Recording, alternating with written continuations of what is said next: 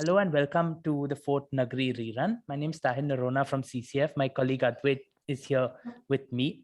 Our reruns program is something that we started before announcing our Nagri brief this year because we wanted to draw a connection between the 10 wonderful films we made last year with the 10 to 12, hopefully, wonderful films we're going to make this year. And we're really pleased to have the team who made Adrishya Nivasi here with us, Ayush, Anaga, and Prathamesh, and their mentor, Rajula. So to start off, as always, we'll screen the film, and then we'll take a few question and answers with the team. If you have any question and answers, please leave them in the chat, and we'll pick them up and take them to the team. Thank you so much. Natasha, you'll play the film? Yeah.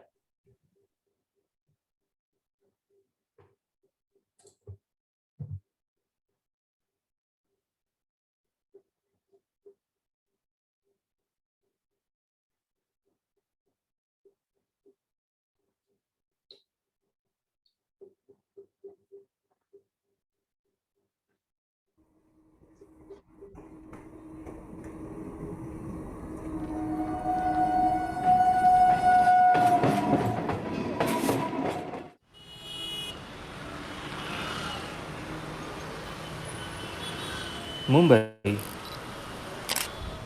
ये सिर्फ एक शहर नहीं बल्कि एक कहानी है। ये कहानी इतनी मशहूर है कि काल्पनिक सी लगती है। इस कहानी में कई पात्र हैं और इन पात्रों की भी अपनी अपनी कहानियां हैं। इन्हीं में से एक महत्वपूर्ण पात्र प्रवासी मजदूर है। देश भर से लाखों मजदूर अपनी मजबूरियां और सपने लेकर इस कहानी का हिस्सा बनने शहर आ जाते हैं। आज हम जिस समृद्ध मुंबई शहर को जानते हैं वह इन मजदूरों द्वारा बनाया हुआ है। मुंबई और ठाणे लगभग 1 करोड़ प्रवासियों का घर है, जिनमें से अधिकांश मजदूर कंस्ट्रक्शन और मैन्युफैक्चरिंग जैसे क्षेत्रों में काम करते हैं। Street hawkers, taxi driver, metro निर्माण श्रमिक आदि शहर के अभिन्न अंग है, पर हम उन्हें देखकर भी अनदेखा कर देते हैं। हम आर्किटेक्ट्स और अर्बन डिज़ाइनर्स की कल्पनाओं को ये मजदूर ही वास्तविकताओं में बदलते हैं, पर वे कहाँ रहते हैं, कैसे रहते हैं, हम उनके बारे में नहीं सोचते। देश में लगभग 92% कामगार अनौपचारिक क्षेत्र में काम करते हैं, जिनके पास न तो कोई लिखित कॉन्ट्रैक्ट और न कोई राजनीतिक प्रतिनिधित्व है। इन्हीं कुछ कारणों की वजह से वे बेहतर लिविंग और वर्किंग कंडीशंस की मांग नहीं कर पा रहे हैं।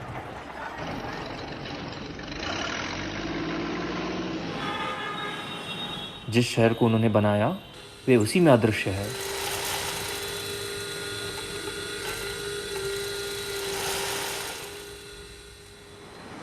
अप्रैल 2020 में कोरोना महामारी के बीच ये अदृश्य मजदूर जो दीवारों के पीछे चुपचाप काम करते थे, सड़क पर नजर आए। शहर को पहली बार पता चला कि शहर को बनाने वाले कौन हैं। अचानक आई बेरोजगारी के कारण किराया देना या 2 वक्त खाना जुटाना नामुमकिन हो गया था और वो मजबूरी में शहर को छोड़ अपने गांव चले गया। इन्हीं लाखों मजदूरों में से एक असगर अली है। असगर अली मोहम्मद नसीम और अन्य 2 साथियों के साथ धारावी के एक बैग सिलाई कारखाने में रहते और काम करते हैं। जमीन तो मेरे पास 1 कट्ठा भी नहीं, 1 धूर भी नहीं है। हम लोग झोपड़ी टांग के रह रहे गांव के अंदर में, वो भी भाड़े पर रहता हूँ। फैमिली को लाएंगे तो यहाँ कहाँ बाद में बाथरूम का टेंशन, रहेगी कहाँ, नहाएगी कहाँ।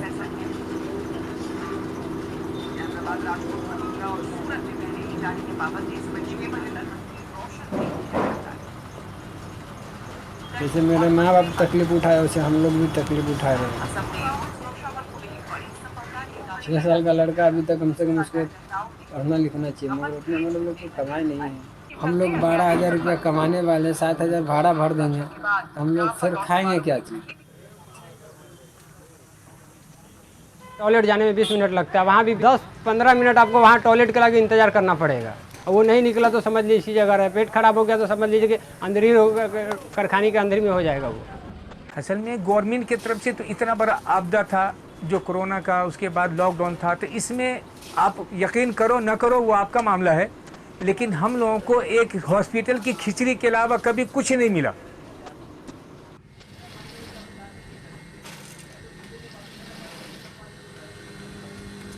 कहती है सरकार की जाओ गाड़ी फ्री है। अरे गाड़ी फ्री किधर है? जो 500 रुपये की जगह पर 1000 रुपया ले ही रहा, तो फ्री किधर हो गया गाड़ी? पुलिस चौकी में गए हम लोग, फार्म भराने के लगे, वहाँ 200 रुपया लग गया। हमारे लोग का समझिए कि 6000 रुपया खाली बम्बे पहुँचने में लग गया है। प्रवासी संकट पर बढ़ते आलोचना के बीच सरकार ने जल्दबाजी में affordable rental housing complex scheme launch की। प्रवासी मजदूर और शहरी गरीब के लिए जहां वो काम करते हैं शहरों में, वहां पर कम कीमत पर उनको किराए पर मकान मिल पाए, रहने की सुविधा मिल पाए। गवर्नमेंट की तरफ से 10 रुपए का 10 पैसे का सहायता नहीं मिला, खाने को नहीं मिला तो घर कहाँ से देंगे ये लोग? सरकार प्रवासी मजदूरों को शहरों में कम किराए पर सस्ते इन्होंने बहुत मकान ज्यादा त्याग दिलाए। इसके लिए किया मजदूरों के रहने के लिए शहर को और ये 5000 करोड़ रुपए की रेंटल हाउसिंग कॉम्प्लेक्स विशेष सुविधा इसके अलावा उद्योगों को केवल इनके लिए रेहड़ी ठेला लगाने वाले, पटरी पर सामान बेचने वाले श्रमिक साथी इनके लिए लेकर आए। ये 10,000 की इनको प्रति व्यक्ति सुविधा मिल सकती है, क्योंकि किसी को चाय बेचनी है, सब्जी बेचनी है, कुछ और बेचना है।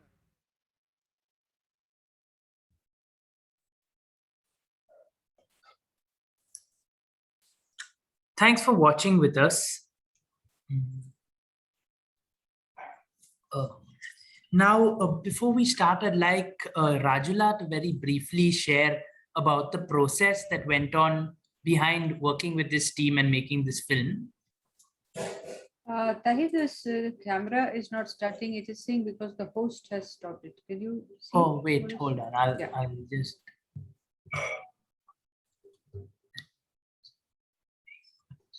Now try. Yeah. Thanks.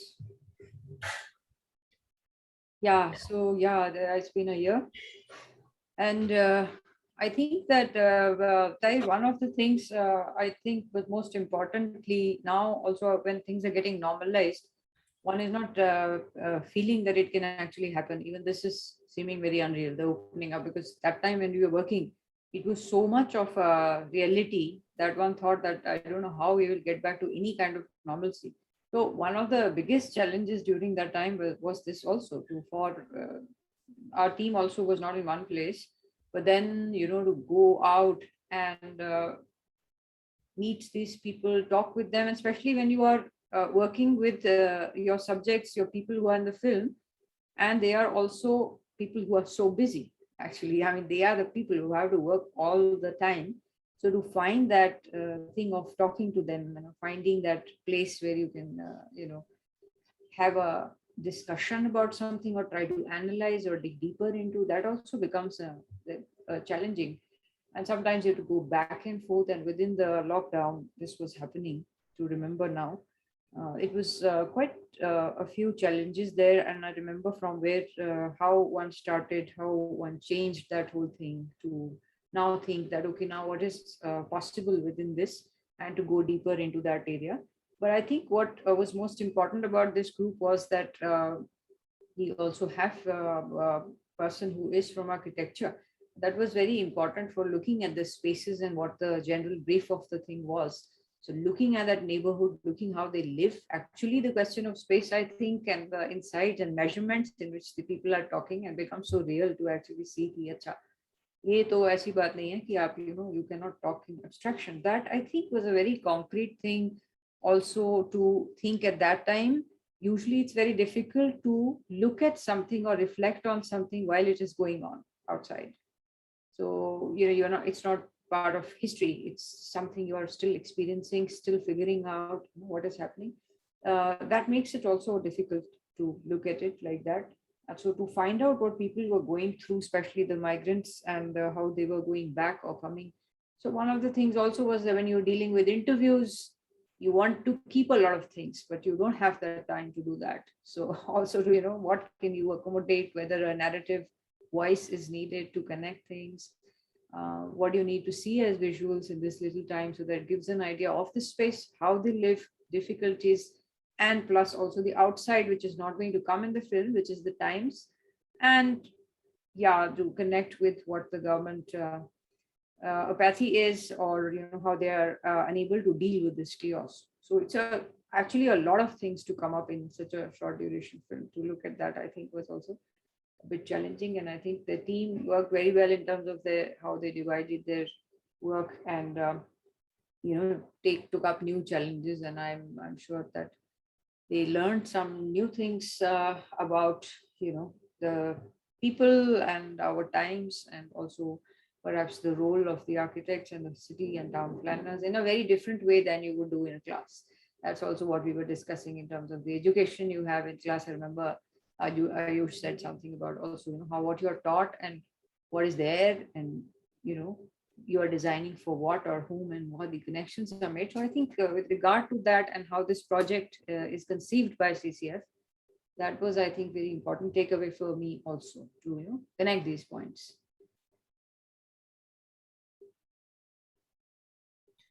Thanks, guys. Thanks, Ratla. You guys want to add anything to this about the process? Just want to add to that one point which Rajula made about we what we learn in school versus what we actually realize, especially me as an architect. So I think one biggest question which I was left with is, like, these people are never our clients. Like, if 5 years across our college, like, we study 5 years of architecture, we make all sorts of different scales of projects. But even when we design a housing project, the client in our mind is not a migrant worker, but it's always some authority higher, or it's a builder in a way, or it's more of a top-down approach even when we deal in schools. But to go there and understand their issues and the space they live in and the way they use that space was very different from what we kind of usually have processed in school. So that's also came up in our discussions with Rajula a lot, and that's when we realized this thing. Okay, thanks. Yeah, Advait, you want to take the first question? Yeah, sure. So the first thing that actually came into our mind when you were sort of reading or creating the script or trying to understand the context of the film is that what were your thoughts on the native and the non-native rhetoric that exists in Indian cities and towns? Because the film starts with giving an introduction to the people as migrant workers. So this migrant then eventually gets, we want to understand what were your thoughts on the native and the non-native rhetoric that exists across India in cities and towns? Right. So we are absolutely aware that the rhetoric is still real even so long after independence and everything we have developed so far. This rhetoric still exists, and however, within our conversation with whoever we spoke to, not only Asghar Ali, not only Naseem, all the other people we spoke to as well, it never came up. Okay, they always had a sense of belonging and connection to the city of Bombay.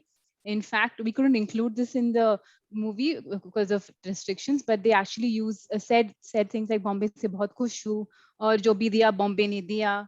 And so they attributed everything, all their successes, all their children's education, their weddings of their family members, all to the money they earned by being in Bombay, right? So that connection was very, very strong in that sense. But this is obviously very limited to the people we spoke to. And considering the movie was shot in Dharavi itself, a lot of migrant workers live and work. Dharavi is also very close-knit community. So again, that native versus non-native maybe was not prevalent there when we were there and speaking to the people we spoke to. So yeah, that was what we realized when we read your question. We were like, yeah, absolutely. We wanted to see if this came up organically through our conversations, but it didn't, and you don't preempt such questions. We wanted to have a free-flowing discussion with them. So yeah. In continuation with this question, Right. Apart from your position, did Asghar Ali have a particular position because he had come to Mumbai for certain work, or so did he feel anything between this relationship? Like he didn't, like I said, he didn't explicitly mention. He was angry, definitely, at the government because again the situation we were speaking about, right? It was the lockdown. The COVID was COVID was like very had actually caused a lot of distress to him as well, because as he mentions in the movie, he had to spend 6,000 rupees just to get back to Bombay, and a lot of bureaucracy involved, and there was no clarity on what the government was doing for them. So he was definitely angry. That anger did come through, but not in the larger context of we don't belong here, we're not natives. That didn't come because the purely economic point of view, that rhetoric was not reiterated. The anger was not towards the city; it was towards the government. The system. Yeah. So yeah. But they still have a very strong sense of belonging to the city, or that connection to the city. Okay. Right. Thanks so much. I mean, building on from this whole insider-outsider discussion, Right. what are your thoughts really on the terminology of migrants? Like we use the word migrant, like these people are migrants, they've come to our city, but actually it is this class of people who make our cities run. And I think you all said that in the narration at the beginning. So how would you maybe frame that in a little larger argument? Absolutely. We think that the term migrant is a very political term, and it's often meant to exclude and differentiate them from the so-called residents of the city. But we believe that us versus them narrative is very deliberately designed to keep them away from accessing the city's formal infrastructure. For example, their voting cards are usually issued from where they come in the hometowns. So they don't have a right to vote, and thus they don't have direct political representation in the city. This means, for example, they cannot directly negotiate themselves for example, a bus route in the neighborhood or a sewer line or better toilets, because they don't have that political representation in the city. So in that way, they are the whole idea of invisibility, that's how they're the politically invisible in this aspect. And this is how we realized that the migrants were intentionally invisibilized politically, economically, as well as socially, in spite of them being equal residents contributing significantly to the city. And that's also how we reflected in the title of a movie. It was Adrushya Nivasi and not Adrushya Pravasi. So they are invisible kind of residents of the city, but not invisible migrants of the city. So we acknowledge kind of their contribution to the city, but it's kind of they're being deliberately invisibilized in all these aspects of their lives. Okay, Chirag has an interesting question. He says, why take the story of Asghar Ali? Could it have been maybe why not choose someone who has been depleted in all aspects? I mean, at least Asghar Ali, from reading this, I think what he implies is Asghar Ali has a stable job which pays him monthly, and he's not living off of every day's need. I don't, but sure. Go ahead. No, so that's kind of the next.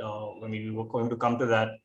Prathamesh will answer. Asghar Ali actually no longer works in Dharavi. He doesn't have a job now. So the whole idea of them being invisibilized is also very replaceable in the city because they don't have representation. So they come and go and no one kind of realizes.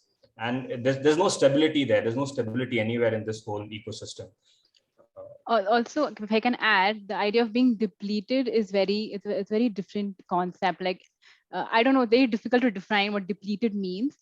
Obviously, Asghar Ali earns a hand-to-mouth existence. What he pays is what directly goes to his rent. He sends money to his family. So in that sense, he's also depleted in some sort of the term, right? Again, saying really depleted, I don't know what that means. And I feel like we just, for us, it was a matter of having, like, we wanted to represent a migrant worker, and we came across Asghar Ali. And he has his shares of problems and troubles and everything. And as Ayush said, he's no longer even working there. We have no idea where he is. We tried contacting him. We don't know where he is. He stays away from his family. It's a lot of, he's also depleted in that sense of the term. I don't like to use that word, but yeah. Yeah, I mean, that was what we were going to ask you all next is, have you all been in contact with Asim and Asghar from the film? Prathamesh, maybe you could. हमने असगर अली और नसीम उनको contact करने का try किया, but Naseem जी से बात हुआ, but Asghar Ali अभी तक हमें पता नहीं है कि कहाँ पे है, बिकॉज नसीम जी से हमें ये पता चला कि असगर जॉब छोड़ के चला गया है, और आई मीन उनका फ़ोन भी रीचेबल नहीं है. सो हमें तो पता नहीं, बट नसीम जी ने ये कहा कि सेकेंड वेव में उनका बिजनेस बहुत ज़्यादा अफेक्टेड हुआ है, बिकॉज अभी तक लोकल ट्रेन्स जो भी थी वो चालू नहीं हुई है, और उनको मार्केटिंग के लिए इवन उनके जो बैग्स जो बनाते हैं वो लोग, या जो भी प्रोडक्ट वो लोग वहाँ पे यूनिट में बनाते हैं, वो उनको डिलीवर करने के लिए बहुत समय लगता है. उनका खर्चा बहुत ज़्यादा बढ़ जाता है, बिकॉज लोकल ट्रेन काफ़ी चीप ऑल्टरनेटिव है प्राइवेट ट्रांसपोर्ट के लिए. सो अभी तक आई मीन असगर से तो बात नहीं हो पाई. और जो वसीम अकरम नाम का एक बंदा था, वो एक्चुअली फिल्म में नहीं है, बट वो उनका ही कलीग है.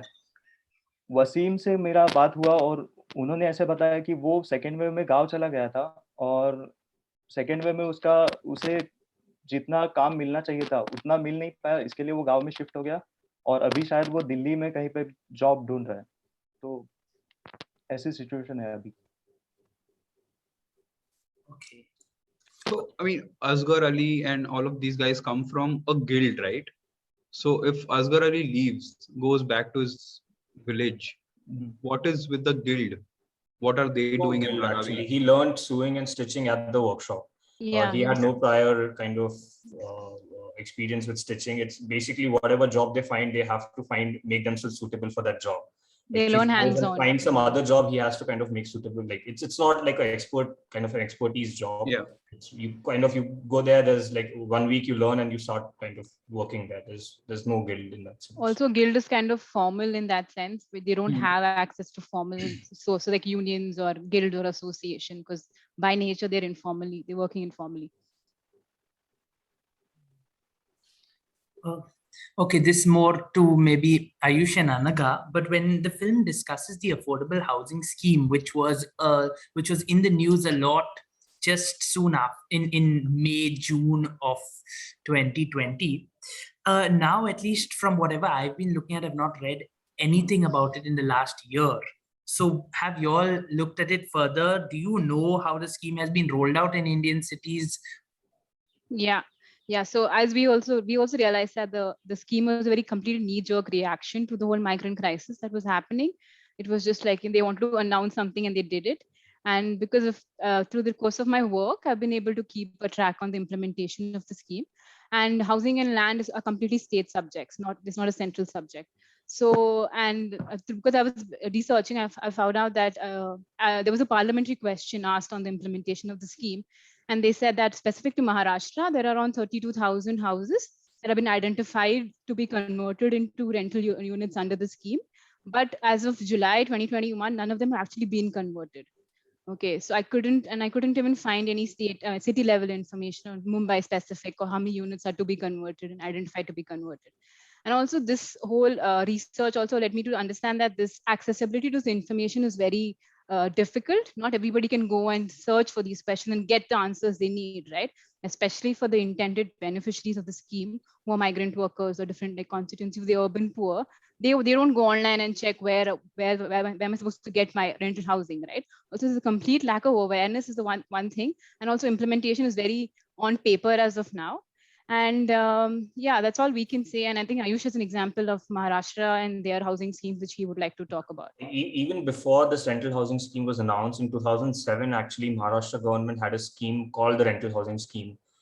And under that scheme in 2007, MMRDA actually approved 50 such projects under a PPP partnership. Similar to the slum redevelopment, they had a similar scheme for rental housing. And out of these schemes, there was one scheme in Panvel, which is called Indiabulls Green. So it was a partnership between Indiabulls and MMRDA.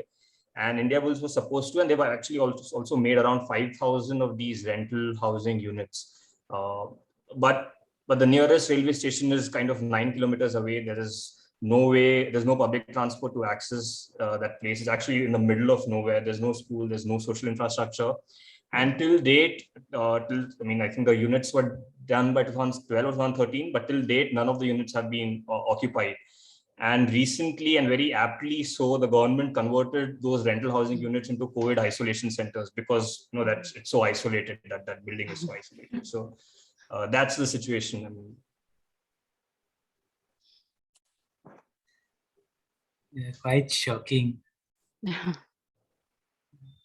So as you guys must be knowing, like this year we are doing the theme people livelihoods in urban India. So we're actually wondering as to your film sort of resonates on that topic on at a very large scale. So just wondering, how would you, if you had to address the theme this year, how would you do your film this time? Or how would you address or extend that narrative, increase or extend the political representation or the basic representation of Asghar Ali or people like him, around him, working with him in the film? I think this comes from the intent that how does the subaltern gets represented when we have films like these or topics like these? Okay, so I mean, to answer your question, obviously, yeah, the subaltern, again, we who decides what is subaltern, right? We have decided they're subaltern. And again, we are representing them. So there's a whole situation of who's doing what here. But absolutely, I mean, in terms of our movie specifically, we know Asghar Ali came to Bombay in search of employment and livelihood. So that livelihood is predominantly the most important thing they come in their aspiration for. They don't aspire for housing in cities, the first aspiration is for livelihood. So we feel like any kind of planning or anything should reflect this fundamental aspiration for jobs, and it should also be reflected in all kinds of public service delivery, be it your hospitals, your schools, playgrounds, and also this aspiration should be converted into their political entitlements as well. They should be able to vote where they work, where they contribute. And I don't know if we could make this movie again, keeping livelihoods in the center, we would, I don't know, maybe try to talk to more people from Dharavi, not just Asghar Ali. I mean, try to make it a bit more, try to talk to women, different kinds of content, not just a single man who migrates, maybe families who migrate, older people who migrate, to see what, because the fundamental drawing force of the city is livelihood, right? Search of jobs. I mean, my interest for the question actually comes because, I mean, adrushya means is invisibility, and the lack of visibility is lack of representation, right? And lack of representation is, so representation is again top down, like they're not being represented from the government. Exactly. But also invisible from our, like we also don't see them. We as residents of the city don't see the migrant workers. So invisible in that way as well. Yeah, like for example, when we were also talking about social invisibility, we don't have shared social infrastructure we share with them, like them. Like it's kind of, it's designed, the cities are also designed that way. We don't share social infrastructure with them. And that's why they're socially also invisible in that sense. And politically we spoke about, and economically also, they're not into formal systems. So economically also kind of they are invisibilized in that way. Tahir, you want to take the next question? So I think this kind of plugs into that only, but how do you all think maybe the planning and the design of the cities can shape the lives of people trying to earn a livelihood in there, which is the theme of our this year's Nagri competition? Right. So like, I think I already answered this question when I spoke. Like I said, it's just like fundamentally why people come to cities is in search of jobs. So livelihood should be the most important thing when they talk about. And then again, your additional things like housing, healthcare, transportation, all of these add on, when you move to a city. Livelihood is not the only thing they need to survive. They need all the other systems as well to work with them. And while if these systems do work together, then yeah, obviously it'll be a much better, it'll be a truly city for everybody, right? Not just for the residents or anything. It'll be a city for all. Like that's how it should be, I feel. I don't know. The smart cities mission, for example, is so elitist, such small projects they've taken, and they don't really benefit everybody. So who's the city really smart for? What's the definition of smart there? That's what, these questions would need to be answered from a planning lens as well, not just, Yeah. I mean, when actually Ayush was saying that Mumbai, I mean, doesn't really have shared spaces, shared social spaces. But I think, I mean, it's probably a different factor, but that is also why local trains in Mumbai, transit in Mumbai sort of cuts through, brings them together, and eventually that becomes a social space. I think the city has not collapsed just because of those trains. Otherwise, you would have not had Bombay. And a smart city being very alienating per se. On the contrary, local train sort of is that social product of everything. Like you have bhajans happening, you have like festivals happening inside the train, you have a shop happening inside the train. So I think there are like multiple events happening inside. I'm not sure that is to be celebrated. That's how we have kind of, glorified it. So I think it doesn't glorified it. I feel it's not something to be celebrated in that sense. I mean, there could have been. We don't have to have people cutting vegetables in the local trains if they had adequate housing right next to their workplaces, right? That's something people have actually gotten to. And then we're celebrating people kind of playing cards or cutting vegetable, but I'm not sure that's the right thing to kind of glorify ourselves. It's not, but I mean, I mean, that's, I think, a different conversation altogether. I mean, in some way, the city has been forced to adapt and find these little commons and create the the role that they play. Okay, with that, I think that's it for our time today. But thank you so much, all of you all. Sorry, so Chirag has a question. So what do you think that the role of town planners is in design during the ongoing pandemic? Okay. We don't have town planners, but in the group it is. But Ayush, maybe you can take it on after I'm done. I think, see, the most fundamental defense against the pandemic right now is housing, right? Everyone's asked to stay home. So what about the people who don't have a home? Where do they go? What do they do, right? So I think right now, going forward, at least all kinds of planning, especially any housing related interventions, should, adopt the whole idea of adequate housing for all. So like this is where I work. So we believe in the human right to housing. So that's where I'm coming from. So I feel like, especially we shouldn't take a pandemic for us to realize that housing is a basic human right. But since the situation is as now what it is, we have to respond to it going forward, taking it in a positive way. So I don't know, how can town planners, maybe Ayush, you can answer that question better than I did. Yeah, I'm a town planner, but definitely Yeah, I know. I know, I'm just, answer yeah. like that. Okay.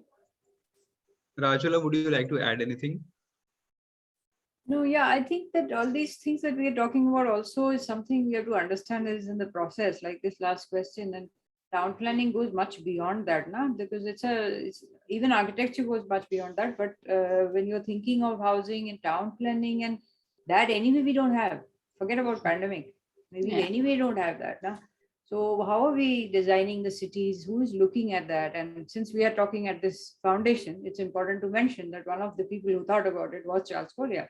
I mean, of course, he was the one. But then even with New Bombay and all the beautiful work that he put into was not really followed. So what do we do if we have also somebody who thinks like that and goes to such lengths to do such minute work, thinking about all the people who live on the pavements? How do put a little tap near he's done enormous work. I don't know how that, whether it's in public memory or there is any way of bringing that out, because that was, as far as I know, it was not implemented, but I've seen at least the mall that he did in Calcutta. And even then, where he had a plan of, doing something on the rooftop, which could include the people who were destabilized by this building coming up, which incidentally doesn't look like a mall. One of the very beautiful things about that building, that, is not a monstrosity that malls are. So we have such examples. And so he had this wonderful idea of using the rooftop space for integrating all the people who were doing business earlier on the road as street vendors, and that's an open space. So they also feel a little bit easier with how they were before this.